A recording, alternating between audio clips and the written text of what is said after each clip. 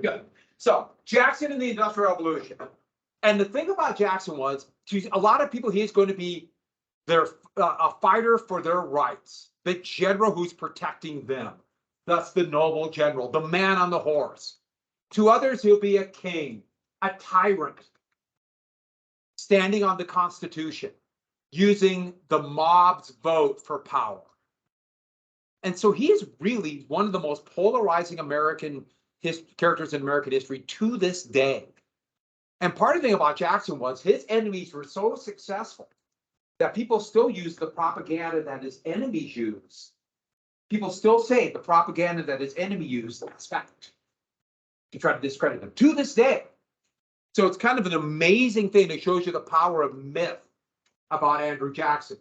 But don't forget, when Jackson became a political figure, that's where we have, not for me, I can never leave.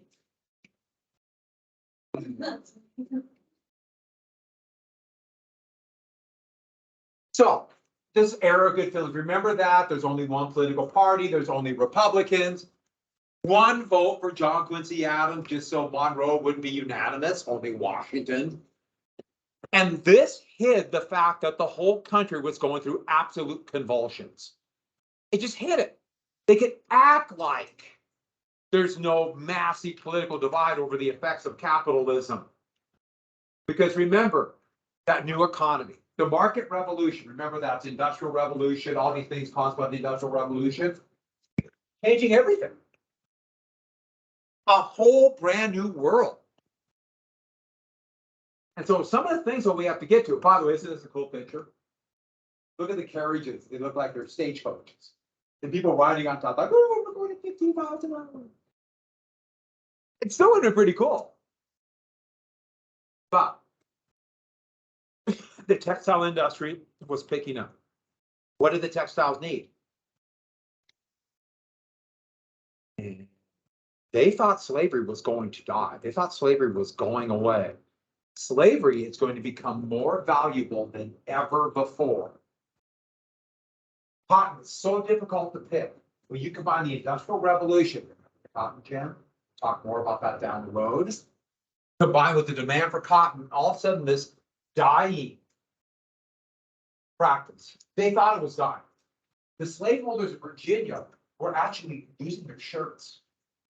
Slavery was not making the profit it used to. That's why they were thinking, it's got to be gone soon. They thought, okay, long after we're dead, but it's going to die too. Oh, the money's bigger than we ever thought before. So all this is tying together, combined with the wage system, urbanization, the new economy, the new religious practices, a new family. It's a totally different world coming up. And so with that, in 1808, the United States banned the slave. We talked about this before. Well, let's get to why.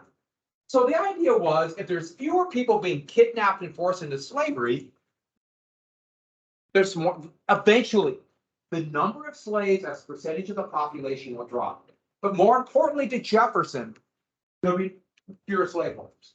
Slaveholders had great political power. If there's fewer of them, it'll be easier to get rid of slavery, easier down the road. And that came to Jefferson's idea of diffusion. Slowly spread slavery out. Fewer slaveholders, fewer slaves, eventually, 100 years or so will go away. That's Jefferson's idea. And we won't need a war. There won't be a rebellion like Haiti. And remember, they're all terrified. It'll eventually go away.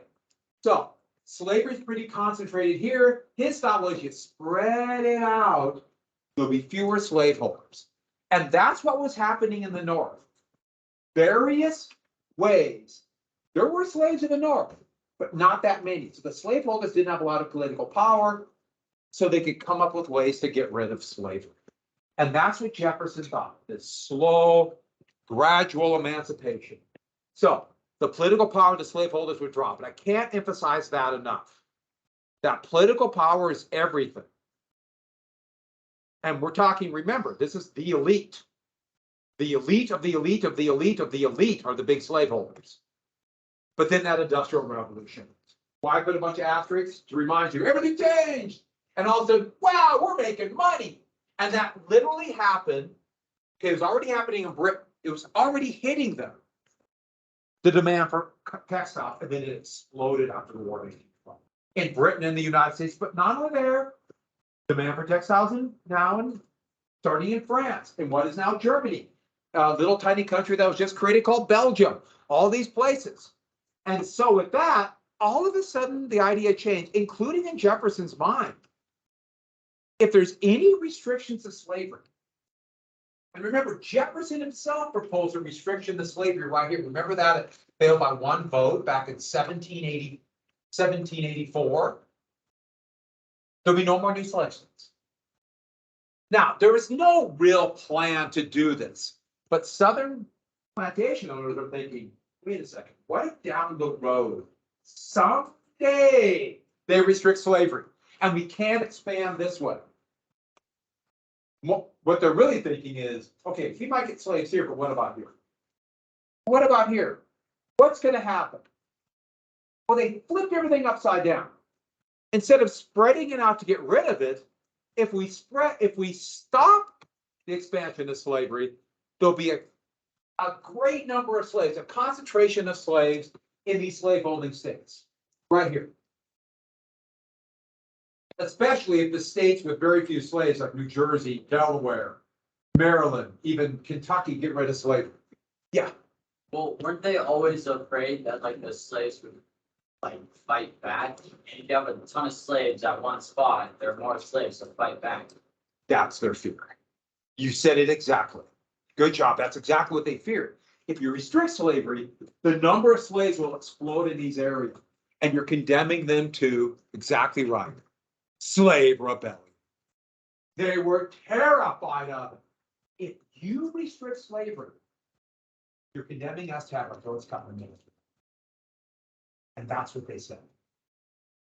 And so they started looking at the Jeffersonian idea. Jefferson, we'll spread it out.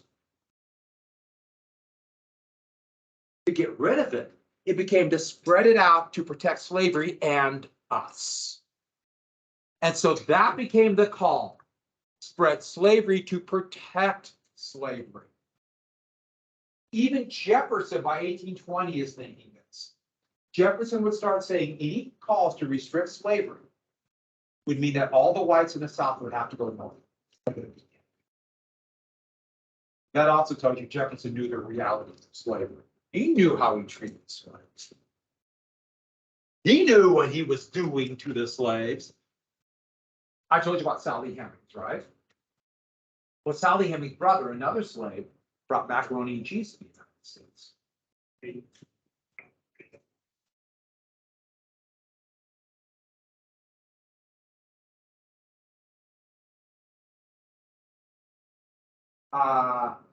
There's no difference between a joke and a lie. That's not a lie. That's not a joke. No, it's true. He was a trained chef in France. He was trained at 13 to be when Jefferson was an ambassador to Paris.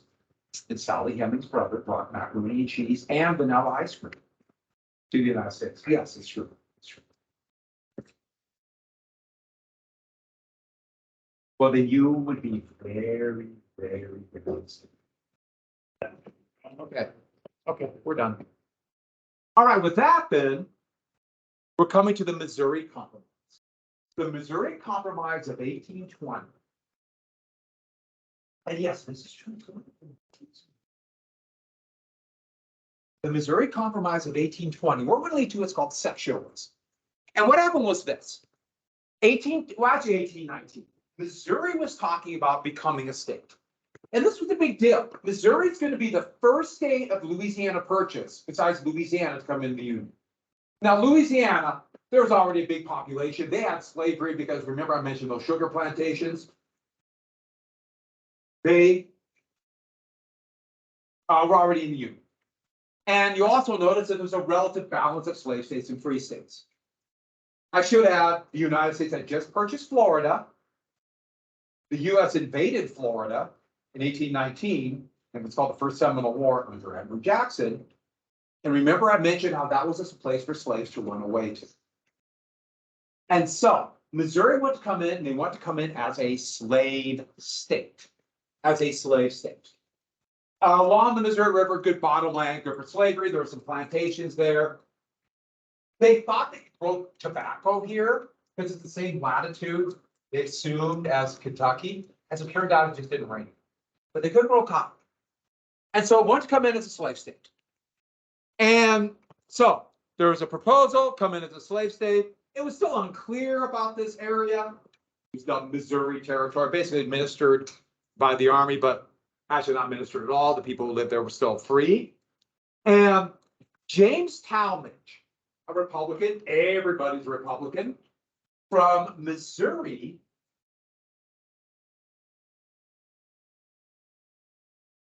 came in or proposed an amendment to Missouri becoming a bill. And he was anti-slave power. What compromise to the Constitution was what Northerners called slave power. You remember? Yeah, 3/5 compromise. More members of the House, more electoral votes, slave power. He didn't want another slave state. And so he proposed post-Nady emancipation, which happened in New York.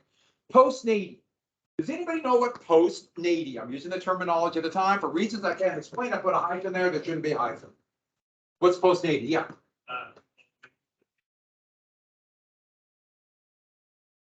Exactly. Everybody know what post-Nady means? Yeah.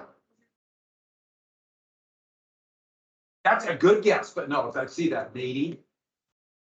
If I say prenatal, do you know what I mean? When is that? So post-Nady, after birth. They will be slaves until they turn 25, and then they'll be free. So any slave in Missouri will be a slave born after they become a state. After they become a state, any slave born after that moment, when they're 25, they'll be free. New York did that too. New York passed a law a few years earlier. That's where Talmadge got this from, but other states were doing this too. Kentucky and Virginia also talked about this. It was at 21. Any slave born after the law was passed, when they turn 21, they're free. It also put restrictions on the number of slaves coming in, but this is the big one. Post-Nady emancipation. And the reason why, this was not to help the slaves, this was to help the slave owner, to get them to support it, because it would provide them with money. Now, I think you can see the first example of that. Slaves, they'll work for 25 years for them, so they get 25 years worth of labor. But what's the other way they'll get money? This is actually the insidious thing about this. Remember, they'll be solely owned property of the owner until they are 25. Yeah. Or they use up the land and get money by selling that land. So when they sell land to the enslaved. That's actually not a bad idea, but it's even more insidious than that. Even though that could happen, because you're kind of thinking Bacon's Rebellion. And that's a good idea. Yeah. That's going to happen after the war, but that's not, it's even more insidious than that. Yes. They have nowhere to go, so it's. Yeah, it's even more, these are all really good answers, but it's even more insidious. Yeah. Slaves dying. They would work them that hard anyway, so they couldn't sell, even though that's a good idea, but they always work them that hard.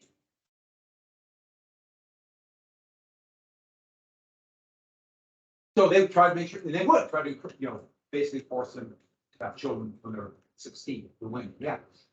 They did that without the forcing. I mean, here's how awful slavery was. They're solely owned till they're 25. So what can they do one day before they turn 25? Sell them. Sell them to Louisiana where they're still slaves. Isn't that just horrific? And not only that, this is what they did in New York. They would tell the slaves, hey, don't run away. Work at 21, you'll be free. And then that day before, that month before, they sell them. Isn't that horrific? It's just so insidious, but that way they get the work out of them and they get the money. And if they have kids, they keep the kids so they can have slaves until they're 20. And they keep the kids. Unless they need a little extra money at that time and then sell the kid. Yeah. Well, then what would stop, why would the person buying the slave buy it if he's just gonna be freed the next day? They're going to Mississippi. Going to escape the disease. Slaves forever. Yes. Yeah. In fact, they started calling this is where the terminology will come. Downriver just meant to be sold in this. Even though, I meant down the Mississippi, but pretty soon just to the deep south, it was down. Permanent. Isn't that just insidious? And so, tell me, if you first read that, oh, he wants to get rid of slavery. He believes in equality. No, no, no. What did he want? He wanted what he was hoping to get in New York. Well, not only money for the slaveholders, without a doubt, but he wanted a white republic, a white country, white. But think about this. This is why post-Canadian emancipation is such a big deal. Doesn't that increase the number of slaves in the deep south, thus making this fear of slave rebellion even bigger? Every state with the highest percentage of slaves had the greatest fear of slave rebellion. Gee, I wonder which states will secede first for the Civil War. Anybody want to guess? And so with that, and here's the thing. Here's the thing. It passed. It passed the House. But it also got passed. State and slave states. Remember, I showed you those maps with the urban centers, the population forming. So, with that, what do you suppose the reaction of the South? Now, when I mean the South, I mean Southern white politicians. They didn't care. And this is something I got to get better at doing. We all do. I always say the South. You're the South before slavery. No, actually, a lot of people in the South were not for slavery. They were slaves. Sometimes just because they say the South as a section, I have to try to always make sure you remember that point. I remember, you remember, because it becomes a cheap shorthand. What was their reaction? Well, first off, they looked at it very logically. Senatorial balance. We need to keep the number of slave states and free states. So any radical laws that pass the House, we can stop them in the Senate. Remember, the Senate was specifically designed to stop radical action in the House. And so that's what it would be useful, which it does to this day. Radical action, let me rephrase that, action in the House. It can stop anything in the House, which is what it does now. The House in the last 2 years passed lots of laws. Virtually all of them were stopped in the Senate today, right now. Senate passes nothing. And here's the more emotional reaction. If you have post-Canadian emancipation, that means you're literally condemning us to have our throats cut in the middle of the night. If you do this, we will secede. Everybody knew secession equaled civil war. So when the states with the most slaves, let me throw one out there, South Carolina, everybody knew secession, civil war. So they're threatening war. Yeah. Not to buy the slaves and the concentration of slaves and then remaining lives have been lost there, but the less risk of paper money. Now you're thinking to the point of view of the South, not have post-Navy? That's not like kind of what aims there. The slave concentration is equal to risk of a rebellion. That's not. Well, there's going to continue to have children, and so they always figured there's going to be an increase. There'll be more slaves. And fewer people will be moving in. They're worried that fewer people would be moving in as immigrants. So there'd be, just by natural kind of attrition, there'd be greater percentages. And so with that, what we're coming to is, and they wanted to make clear, they are more and more saying the North is out to get us. The North is out to get us. Thus, this talk of secession, and there were literal fistfights in the cloakroom of the Senate. Cloakroom, okay, the cloakroom wasn't just for coats. It was literally like a smoking room. They would go smoke and they would drink, kind of a good old boy thing. This was actually a big deal in the Senate up to the 1980s. Now all they do is raise money, but back then they used to actually talk to each other, and they would do it there and make deals. I'm not kidding when I say they don't talk to each other. And which is kind of scary if you think about it, but there's now fist fights there. And it was crazy. And so Senator Thomas was from Illinois. Illinois is a very weird state. Southern Illinois is kind of southern, and northern Illinois, well, Chicago. And it's just like totally different worlds. If you go there, you know what I mean. If you drive south of Chicago, it's like you literally cross into a different world, filled with nothing but corn and turkey farm. So his compromise was, let's make Missouri a slave state and keep the senatorial balance by cutting off a big hunk of Massachusetts that we call Maine. You notice I'm using the postal codes that weren't invented to the 1970s, but this is the postal code for Maine. And then no slavery in the Louisiana Purchase. They basically just made an arbitrary line. So they created the southern border of Missouri, which was not quite clear. And they said all this area in purple, the rest, no slave codes. When they say no slavery, it means no slave codes. Right here. So Missouri's north of it, so Missouri's the exception, every place else. Now, if you look at this on the surface, if it's just here, doesn't leave much for more slave states. But the South is also thinking about New Spain here. Okay.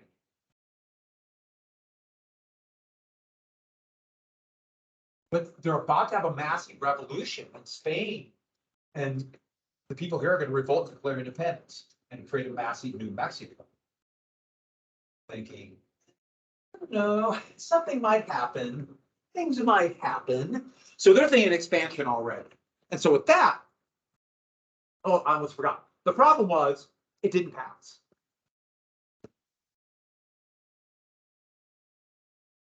Northerners didn't vote for this. Southerners didn't vote for this. It failed. The compromise failed miserably. But then Henry Clay, the guy who did the American system of roads, bridges, and internal improvements, he split the bill. And that would give him the title, the Great Compromiser, that he would have been known for the rest of his life. So one bill, 3630. One bill, Maine free, Missouri slave.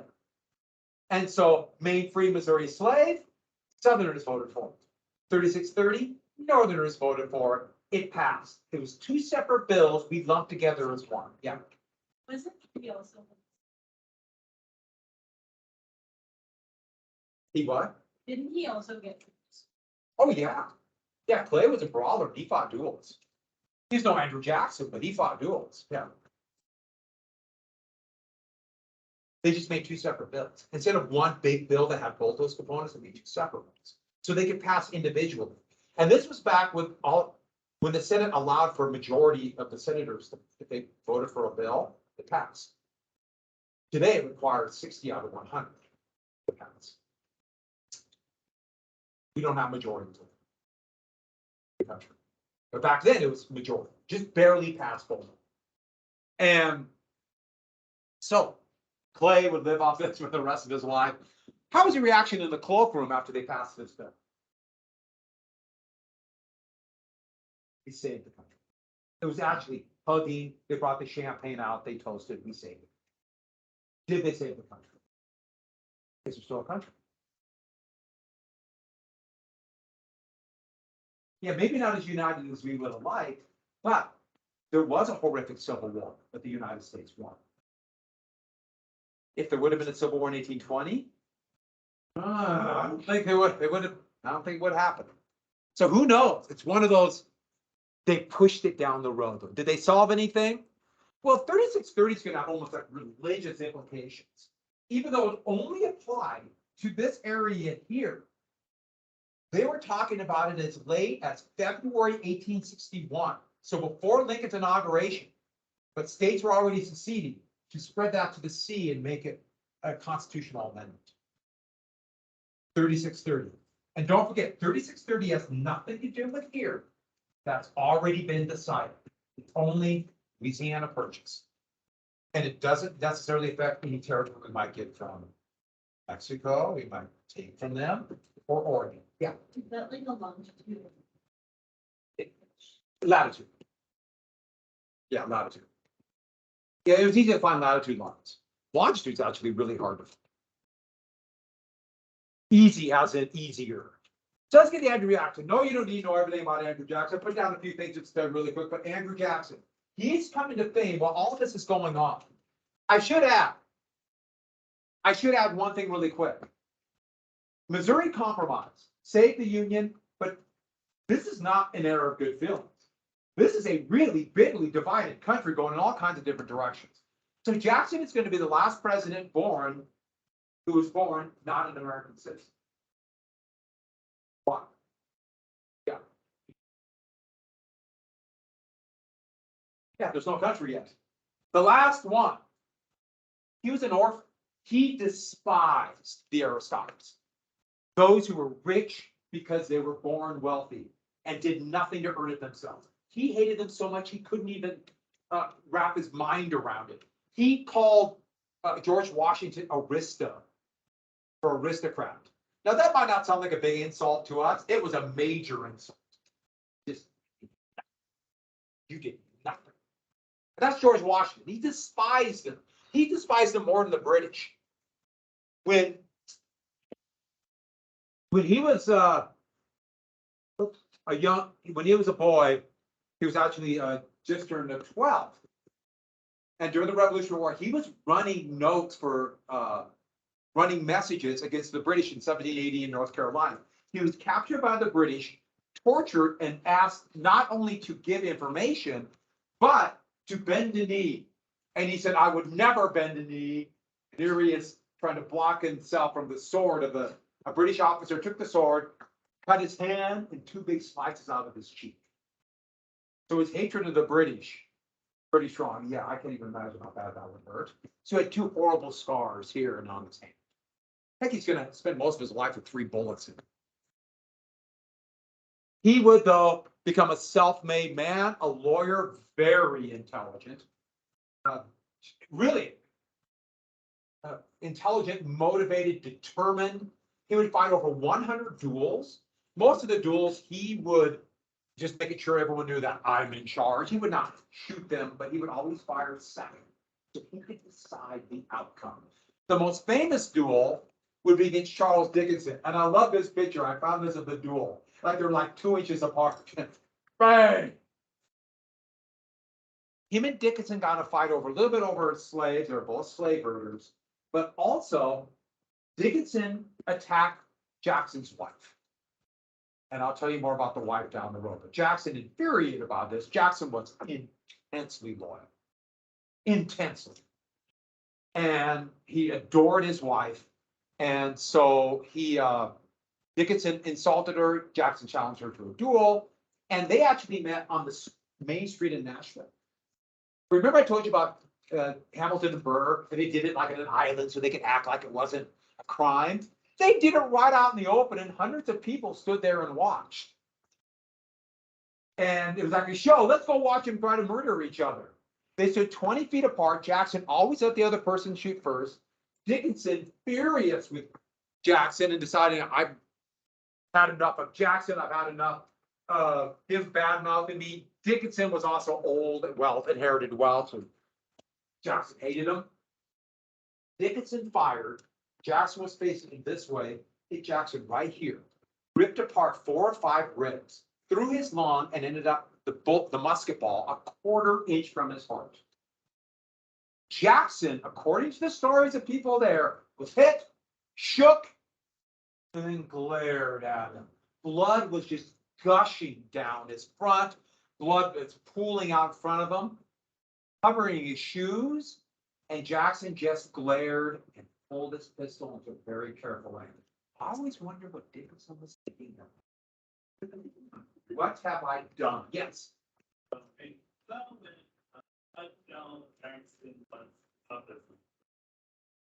Maybe. I'm sure he felt something. Yeah. This is 18. Yeah. How many bullets? When he died, he had 2. He had 3 when he was president, but they gouged one out when he was president because it started to hurt.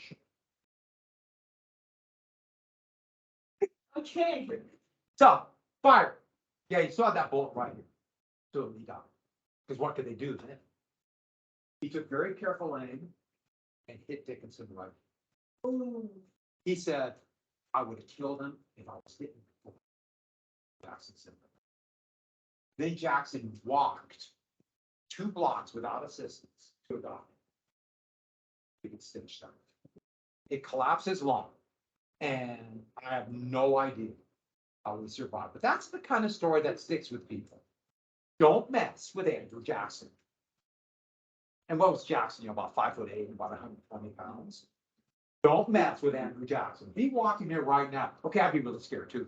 He's been dead for 170 years. Yeah. So let's get back to this. Now, Horseshoe Bend, I mentioned that before, right? The Bat Battle. The New Orleans made him a national hero. He did invade Florida. This was the cutoff of runaway area for slaves. But he had the nickname by the everybody knew. Nicknames are a big deal because you don't need to know anything about him. It's just Old Hickory. It's not old. It's old, right? Hickory switch. You can bend it, it won't break. You can twist it, it won't break. That's hickory. And also, what do you do with a hickory switch? You beat. Don't mess with Andrew Jackson. And then he represented the common man. Now, common is not mediocre. Remember, common means not not part of the aristocracy. One clear on that? Jackson was very smart. Boy, did the aristocracy hate him. Hate him. Hate, hate, hate. And why? Class.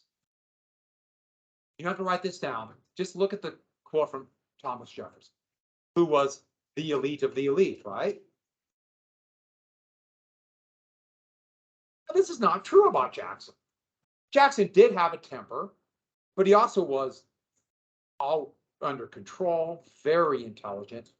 But there's this reputation of Jackson as just being a maniac. He was not. But that's what his detractors try to say. Why? Because he's just lower. He's not.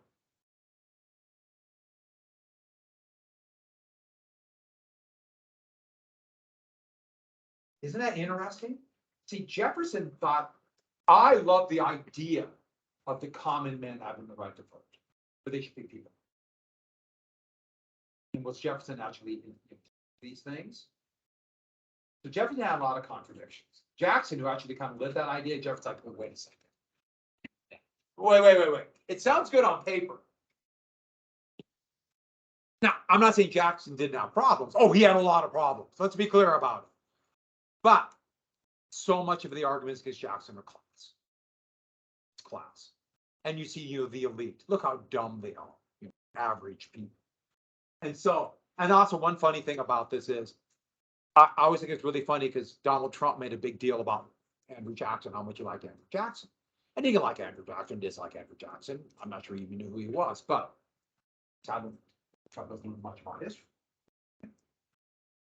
But Andrew Jackson would have despised him. I just find that amusing. Okay, let me rephrase that. I'm guessing Jackson is dead. So we can't be 100% sure, but the odds are. Yeah. There's kind of, most people don't know. So, the election of 1824 is going to come up. They're all Republicans. All of them. 5 people wanted to be president. 5 of them. By the way, the sun's come up now. The sun is blinding. It's okay, get along with this.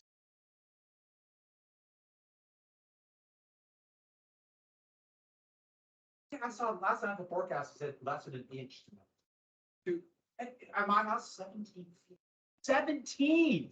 I had to tunnel out. I made it though. I did it for you. Because I wanted to tell you about Henry Clay. John Quincy Adams.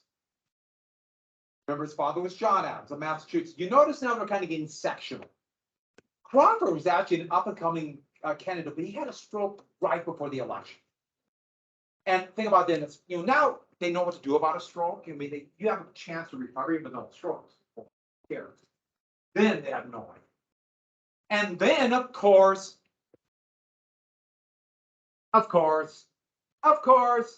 Andrew Jackson. Andrew Jackson was the most well-known person. Old Hickory, but it's very split. What happened to the fifth guy who wanted to be president? He looked at everybody and realized, I'm not gonna be president. I'll be the vice president. And so 4 people are gonna run for president, and it's pretty much assumed that one person will be the vice president. I can't even imagine an election like that. Anybody know who it is? Where's my notes?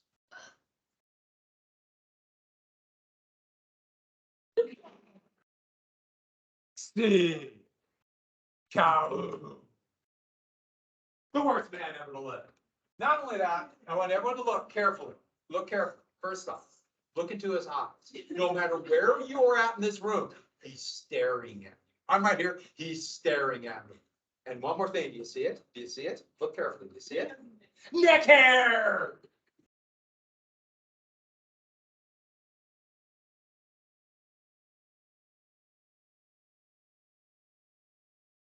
Yeah, that could be your hair.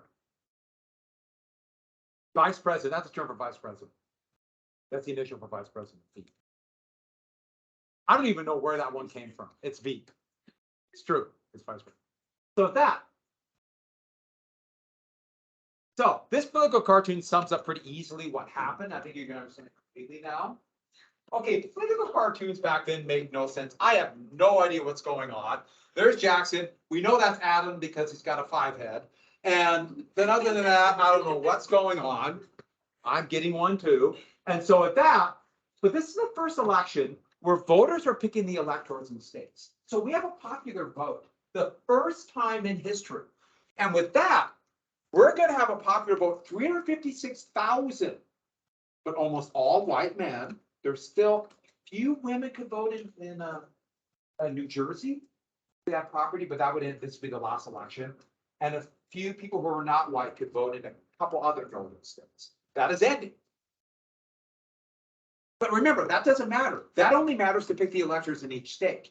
Jackson got more electoral votes than anybody else, but not the majority. And so it goes to the House. This is the second time since 1800 it's gone to the House. How many times has it gone to the House since then? Never. Hasn't done. And so with that, and thus we're coming to what's called the corrupt bargain. So Adams is going to throw, Clay's going to throw, Clay shocked. He was shocked. He didn't get enough votes. Only the top 3 went to the House. The profit Adams short. So it's basically Adams and Jackson. Clay, as Speaker of the House, great power, threw his support to Adams. Why? Adams supported that American system, tariff, bank, internal improvements. It makes sense they would support.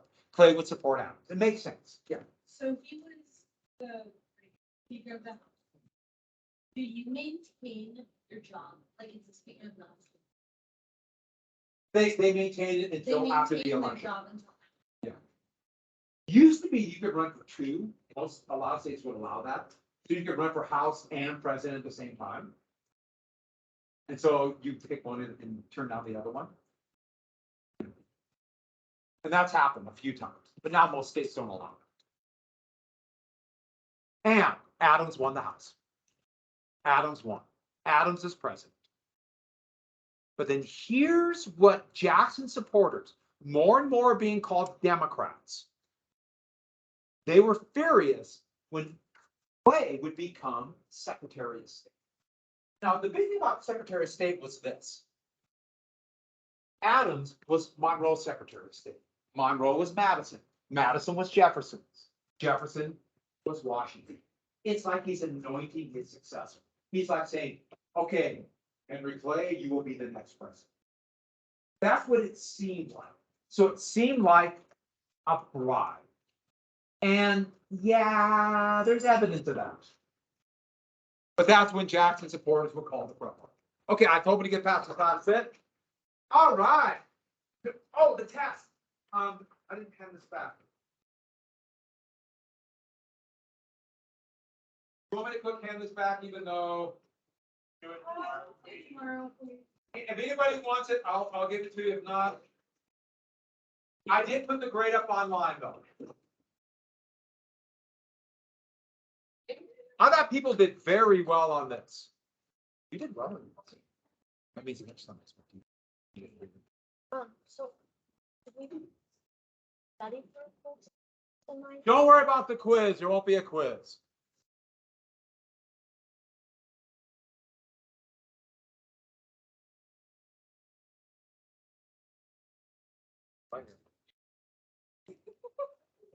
So when do you want me to make up the test? If we miss it, if you miss it, we'll do it Friday. I'm not a biggie. Alright, cause I'll be leaving for California right after. Oh, how are you gonna be back? I'll be back by Monday. Oh, where you going to California? Long Beach for convention.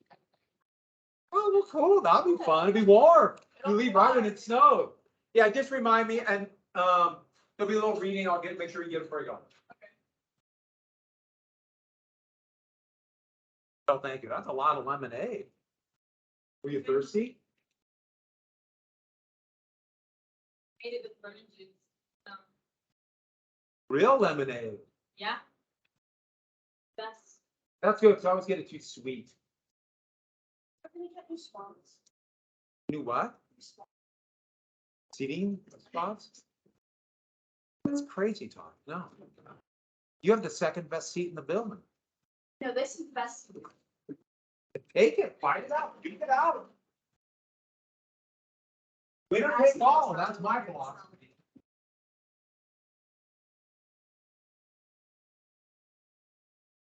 We do it right now, get it done? Yeah. Yeah. Paper, outline. So when did you decide you're gonna do the essay?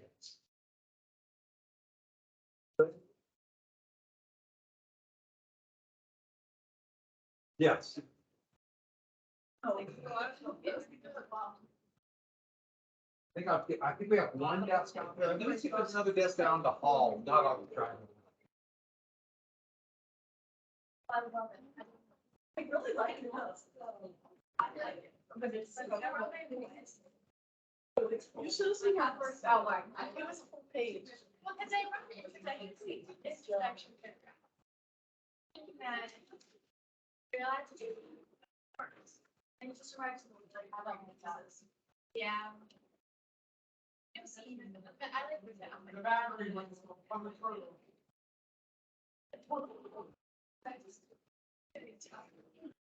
Actually.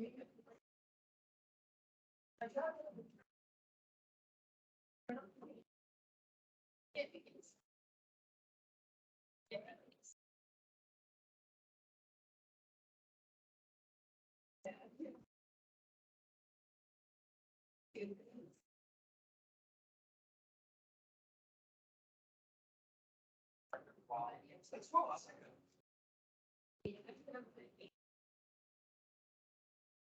You have fun. Okay, might need one more piece.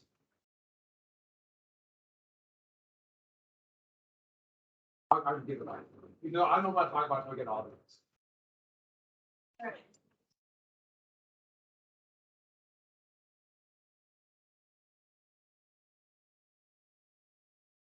Don't forget, underline your piece.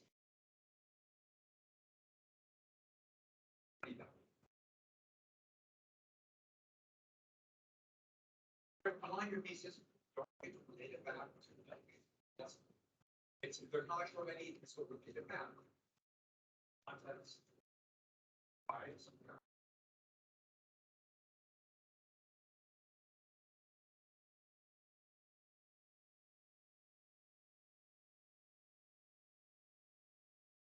If you have any questions, ask. Okay, we gotta have a small test on Thursday. I know, don't get mad at me, blame the snow. But it's gonna be small, it'll only be about this big. Really small problem. It'd be like 15 multiple choice and like 2 short. We'll test on Jackson, a couple of them about your observations. Boy. First and third period were overjoyed.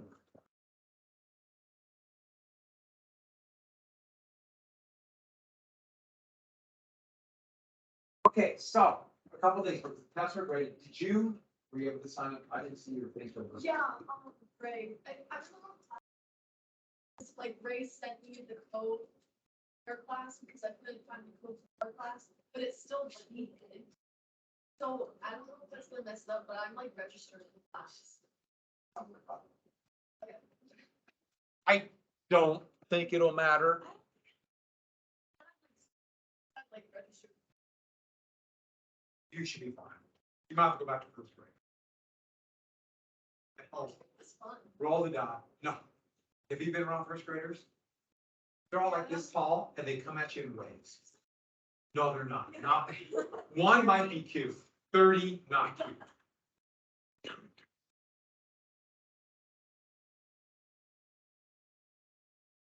Doug, we recorded that whole